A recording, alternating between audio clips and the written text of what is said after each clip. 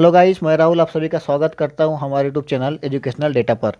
दोस्तों, आज मैं आपको बताने वाला हूं महाराष्ट्र गवर्नमेंट आईटीआई के बारे में।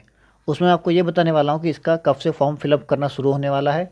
और जो कई लोग मुझे कमेंट कर रहे हैं कि मेरा इतना परसेंट है, मुझे ये ट्रेड मिल पाएगा या नहीं, या तो कितने परसेंट पर हमें कौन सा ट्रेड मिलेगा, इसके बारे में आपको बताने वाला हूँ। तो वीडियो को आप एंड तक देखिए। उसके पहले अगर आप चैनल पर न्यू हो तो चैनल को जरूर सब्सक्राइब कर लीजिए और बेल आइकन जरूर दबा देना, क्योंकि जैसे ही कोई नोटिफिकेशन आएगा तो वो आप तक जल्द से जल्द पहुँच सके। दोस्तों, सबसे पहली बात ये आती है कि आईटीआई का जो फॉर्म है कब से फिलअप करना शुरू होगा, कब से ऑनलाइन हम फॉर्म फिलअप कर सकते हैं। मैं आपको बता दूं कि अभी जो आपको पता होगा कि 10th और 12th का मार्कशीट मतलब कि रिजल्ट अब तक जारी नहीं किया गया है। और आपको पता है कि जो आईटीआई होता है वो 10th के बेस पर होता है। जब तक कि 10th का रिजल्ट जारी नहीं किया जाता है, जब तक कि इसका एडमिशन शुरू नहीं होगा।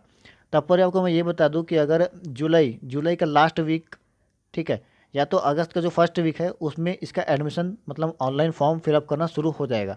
इस बात का आपको ध्यान रखना है। अगर जुलाई में नहीं हुआ तो अगस्त में पक्का फॉर्म फिलअप करना शुरू हो जाएगा, क्योंकि 10th का भी रिजल्ट कुछ दिनों में घोषित कर दिया जाएगा। ठीक है।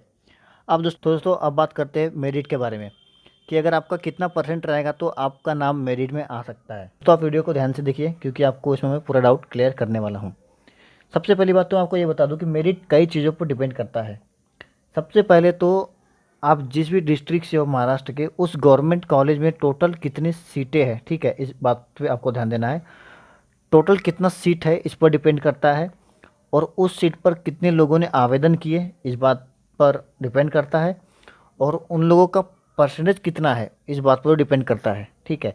अगर मान लीजिए कि जहाँ पर वेल्डर वेल्डर नहीं, हम पकड़ लेते हैं फीटर में। फीटर में टोटल 70 सीट है। ठीक है, 70 सीट है। और उसमें कई लोगों ने आवेदन किया है वेल्डर के फीटर के लिए।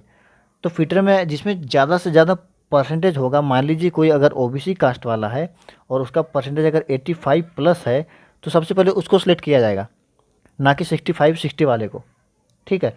तो उसके बाद जैसे जैसे दोस्तों उनका 70 सीट फुल हो जाएगा, मतलब 70 सीट फुल हो जाएगा, वैसे वैसे उनका परसेंटेज कम होता जाता है। जैसे मान लीजिए कि पहले 85 है तो उसका होगा, उसके बाद किसी का अगर 84 है तो उसका होगा।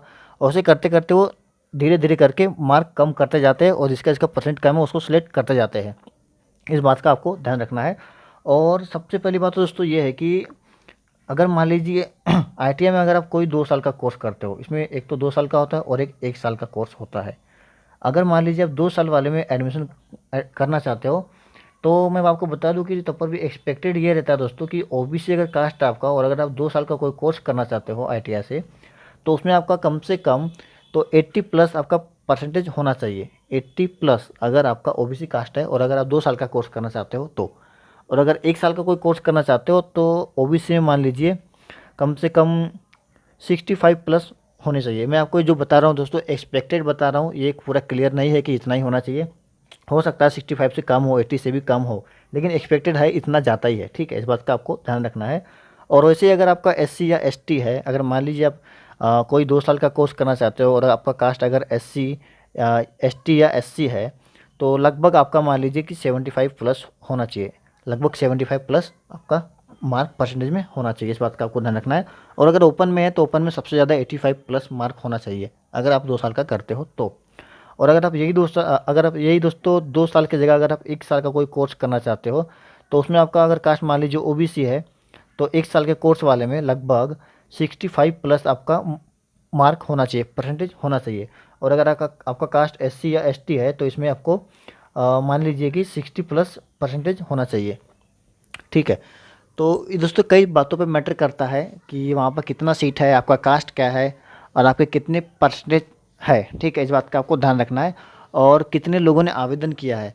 अगर मान लीजिए दोस्तों वो टोटल सीट मान लीजिए 400 सीट है, ठीक है, और वहाँ पर ओबीसी वालों ने फॉर्म फिलअप किया है और उनके मार्क 80 प्लस है बहुत सारे लोगों का।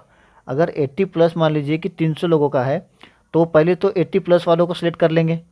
उसके बाद जो 100 सीटें बचती है दोस्तों, उसमें धीरे धीरे कम किया जाएगा। उसके बाद देखा जाएगा कि किसका 79% है, किसका 78% है, किसका 76% है।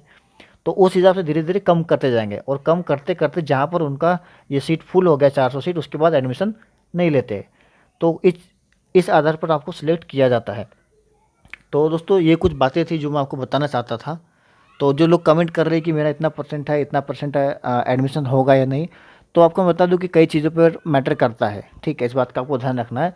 अगर आपके परसेंटेज 60 के नीचे है तो आप 1 ईयर वाले जो 1 साल का जो कोर्स रहेगा ITI में वो आप कर सकते हो, 60 के नीचे अगर आपका परसेंटेज है तो।